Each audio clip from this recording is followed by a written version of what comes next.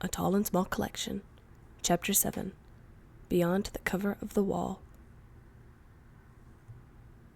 Soren woke a few hours later from a dreamless slumber, his eyes slightly hazy, focused with more clarity with each blink.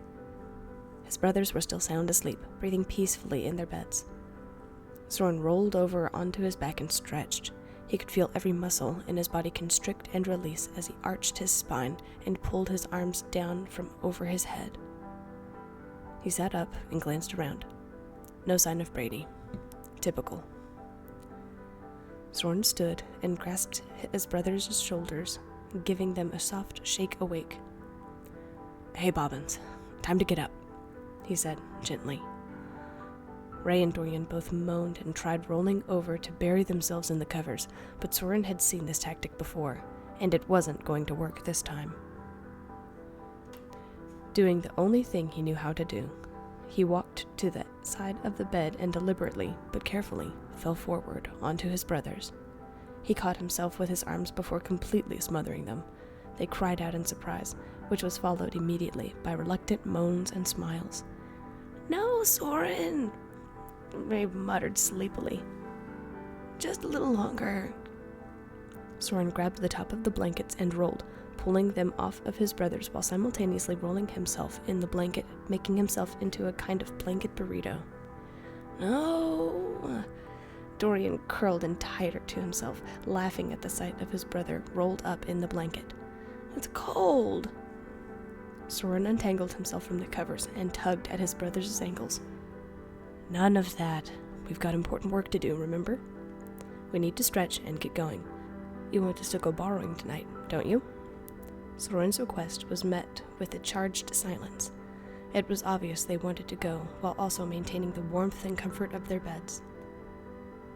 They yielded and sat up, stretching as big as they could before putting on their shoes and stretching. Soren guided them through each stretch until he was satisfied they were limber enough for their trip.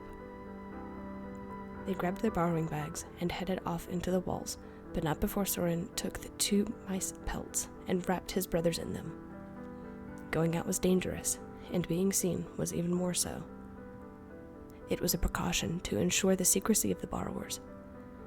If they were spotted, which felt entirely unlikely in an empty apartment, hopefully the human would simply think they had mice. Soren reminded himself he needed to teach them about mouse traps and how to get around them at some point.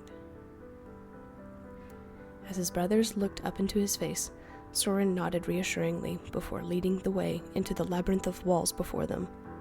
Ray smiled nervously back while Dorian beamed with determination. Soren couldn't help but, in this moment, remember his first time outside the walls with his father. A stiff silence followed them as Soren guided them through the walls. There was an anticipation and nervousness clinging to them, which every step intensified. Soren felt a hollowness pumping in the center of his heart, as if to remind him that his brothers were relying on him and him alone to succeed. Soren shook his thoughts from his head. He couldn't think about Brady's failures or the long-term goals. The eldest borrower couldn't think about sending his 2 younger brothers out on their own borrowing missions alone. He had to think about the here and now. He squeezed through the boards, making sure his brothers were right behind him, before making the final trek around the wall to the electrical cover.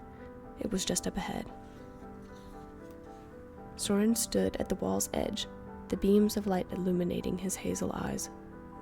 He took in a deep breath to calm his nerves as he summoned the same words his father spoke to him before his first borrowing trip. He turned toward his brothers and knelt, beckoning them forward to his side. He grasped their arms and looked them in the eyes. "It's a big world out there, and it's all yours to explore. Strange contraptions, lands you've only imagined. Interesting people. You're going to see some amazing things, and you're going to see some terrible things. You'll have questions, and you'll get to find the answers. The best part is you get to see it all. Life is what you make of it. So live, and make that big world yours, or just borrow it for a little while." The boys stared at Soren in silent awe. Soren somehow knew this would go over their heads just like it went over his so many years ago. At the same time, he knew they would remember this moment forever. With a final reassuring smile, Soren grasped the boys' arms once more. "Are you ready?" he asked. Dorian and Ray nodded, albeit stiffly. "It's okay to be nervous and scared, remember?" "Rely on our instincts. Turn nerves into strength," replied Dorian. Soren nodded before gripping his brother's arms just a little tighter. This was the serious thing that he remembered his father emphasizing just before his first borrowing trip. "There's something else," he said. "I need you two to promise me something no matter what." Slightly alarmed, his brothers nodded. "The apartment should be empty. I've had my eyes on this place for a while, and I checked it out earlier. Everything should go smoothly. Still, anything can happen. The human may come back early. They may still be in the apartment. Any number of things. When we're out there, I need you to listen to everything I tell you to do without question." "We can do that," piped up Ray. Soren paused to look in his brother's eyes. "This means everything I tell you to do. If I say hide, you hide in the safest place you can see immediately. If I say run, you run as fast as you can back to this place here, and you don't stop running until you make it back to camp. If I say leave me behind, you have to listen to me and run back to camp. Do you understand?" His brother's eyes filled with panic. "Soren, we would never leave you." "No," Soren interrupted his brother. "I have more experience than both of you. I know what to do in an emergency, most of them anyway. When we're out there, you have to trust me. Will you trust me?" The boys were quiet for a moment longer before nodding. "Yes." Soren smiled. "This is going to be fun, and it is exciting. I don't think anything is going to happen, but just in case I have to lay these ground rules." Soren stood and readjusted his pack and his hook. "All right, let's go burrowing." Soren pressed his ear against the electrical cover and listened while Ray and Dorian watched intensely. It was clear their focus was at maximum levels. He listened closely. There was the hum of the refrigerator, which was overpowering, but Soren was satisfied for the moment. He gestured to the door. "Want to listen?" he asked. They glanced to one another first, before stepping beside Soren and pressing their ears to the cover. "I don't hear anything other than that hum," said Ray, keeping his voice quiet like Soren had taught them. Soren nodded approvingly. "This cover comes out behind the fridge. We'll have to go out to see what we can find." With that, Soren stepped to the side and opened the cover. There's another entrance that comes out beside the kitchen table, but that's only for emergencies. Soren stepped through the cover, brothers at his heels, and crouch walked until he reached the side counter. He listened again. Silence. He straightened and pointed in a broad, sweeping motion to the kitchen. "This is the human kitchen. If you're looking for food, this is usually the best place to look. This human, however, tends to keep a lot of dried goods in that side room over there. It's called a pantry." "Why do we look for dried foods?" asked Soren expectantly. "It's easier to store than fresh," replied Dorian. "Right. Humans also keep dried foods in those cabinets above the sink and below the counter. Why don't we just put a line from here to there? It would be easier," questioned Soren. "Because a human could find it?" asked Ray, partially unsure of his answer. "Right again. Now, to get to the side room, we have to run along the walls here, cross by the couch, and slide under the door, okay? Don't worry. We'll take it nice and slow," Soren said with a reassuring smile. Jittery, his brothers smiled back. Soren waited for his brothers' attention before taking a deep, calming breath and stepping out to instantly duck under the cabinet ledge. He reached around the corner and signaled his brothers to follow. They were on his heels in an instant. Carefully, he guided them around the side of the room, along the wall by the kitchen table, and quickly darted across to the couch. Each step of the way, Soren made sure they practiced good habits, checking all directions, listening, staying low. The next move was longer, but only by a little. Soren could hear his heart pounding in his ears. A quick glance confirmed that his brothers were just as nervous as he felt. The main difference being they looked jittery and scared. Soren smiled warmly before reaching over and giving both of them a quick tap on the shoulder. It seemed to be the nudge they needed. The three of them darted from their relative safety of the couch to the small gap beneath the door. Soren threw his bag onto the ground and laid on his front before sliding under the door. Dorian and Ray both followed, not half as fluid as Soren was when removing the borrowing bags and sliding under the door. They were met with a much smaller room than the living room. It was like the back room they had practiced in for the month leading to this moment, except it was filled with numerous strangely shaped objects. Some were round with long sticks attached. Some were black and white rectangles. Some looked like big black boxes with netting across the front. Dorian and Ray both seemed to shrink and cling closer together after surveying the room. Most importantly, the ground was littered with partially empty and opened chip bags, and plenty of small trinkets the boys could choose from. Soren quickly checked the corners and the shadows. Nothing. It was quiet. Today's a good day. Relaxing slightly, Soren slung his bag back over his shoulder and headed for the nearest bag. Remember, don't take what the human may notice. Let's get some chips, then we'll look around. Be sure to always stay in eyesight of me if you want to explore, okay? Said Soren. Dorian and Ray, daring not to leave their brother's side, eagerly walked on either side of him. Dorian and Ray stared at the bag, eyes wide, as the opening was nearly double their height. Why do humans have to be so big? Asked Ray rhetorically. He reached out and tugged at the edge of the bag, paying attention to the ridges and tears in the bag. That's the greatest question of them all, sighed Soren before ducking into the bag. He crouched and tested the staleness of the chips by bending them. They snapped, and only bent a little. Satisfied with their freshness, he began placing them into his bag. After gathering 4 or so, he stepped out and motioned for his brothers to go in and gather some for themselves. Dorian ducked inside and began placing fragments of chips into his bag. How can you tell the good from the bad? He asked. Depends on the chip, but usually the quicker they snap in half, the fresher it is, replied Soren. After filling their packs, they spent some time walking around the room. Ray and Dorian had dozens of questions on their mind, and Soren tried to answer them all, for what he knew anyway. Soren glanced around the room, noticing the volume of partially eaten chip bags. This is probably why the mice came in the first place. While borrowing, both brothers selected a trinket which they believed the human would not miss, one of them being a thick piece of plastic which was rounded on one side and pointed on the other. It was a pearly blue color, and it could fit on the wall or as a shield with the right holes. The other found a hard plastic cylindrical piece.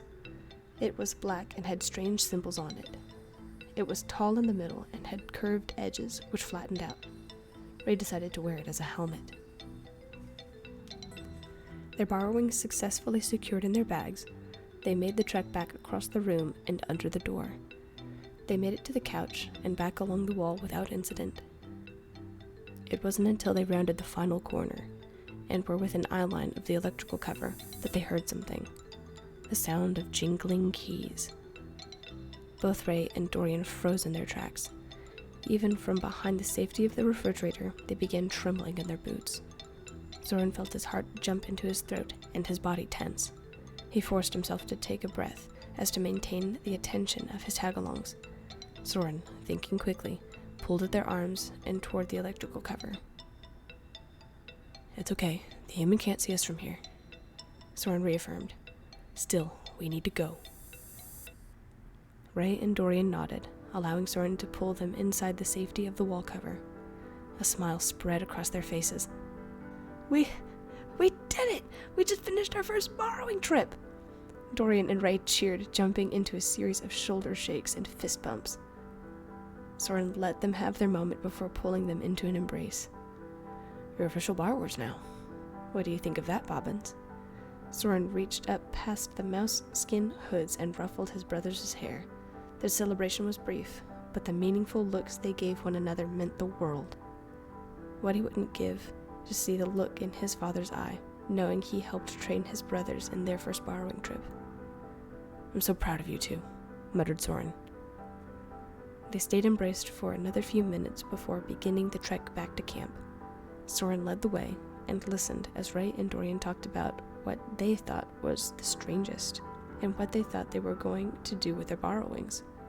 It wasn't until they were almost back to their camp when Soren heard Ray's soft, kind voice call out his name.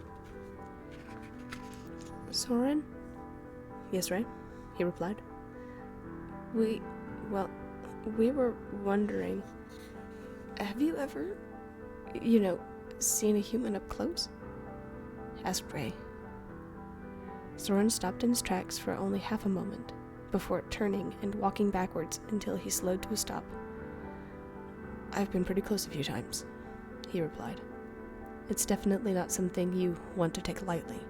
Humans can be completely unaware, but some of them are very smart. You have to always be thinking ahead." "So you've never been seen?" asked Dorian. Soren shook his head. "No, at least not that I know of. No human has ever gone looking for me. I'm too quick," he said. Soren felt his chest tighten as he thought about what his father told him about his encounters with humans. "Just remember, if you are seen, you can't freeze." "What if we're, caught? What do we do?" asked Ray. "We stay quiet. Like I said, humans can be pretty oblivious. They're bound to think we're not as smart as we are as long as we don't speak to them. Speaking is a sign of intelligence. If something doesn't happen instantly, they may try and turn you into a pet. If that happens, bide your time, and don't let them know you understand," replied Soren. He remembered his father telling him about a cousin of his who accidentally spoke to a human. Needless to say, it didn't end well. The cousin managed to get away. Thankfully, the secret of the borrowers was kept. "We won't say a word," promised Dorian. Soren snapped out of his trance and let his lips turn up into a partial grin. "You'd better not get caught then. Come here, rawr!" Dorian and Ray shrieked and sprinted past Soren toward their camp, being chased the whole way there. Soren had to admit the trip had gone much smoother than he thought. The timing couldn't have been better, and what they borrowed would easily last them a few days.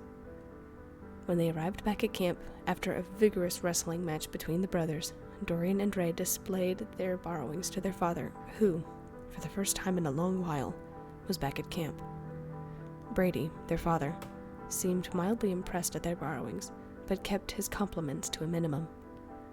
Brady even had the audacity to mention that the entire trip should have brought back more food for their stores, which brought a distant hint of disapproval and sadness to the young borrower's eyes.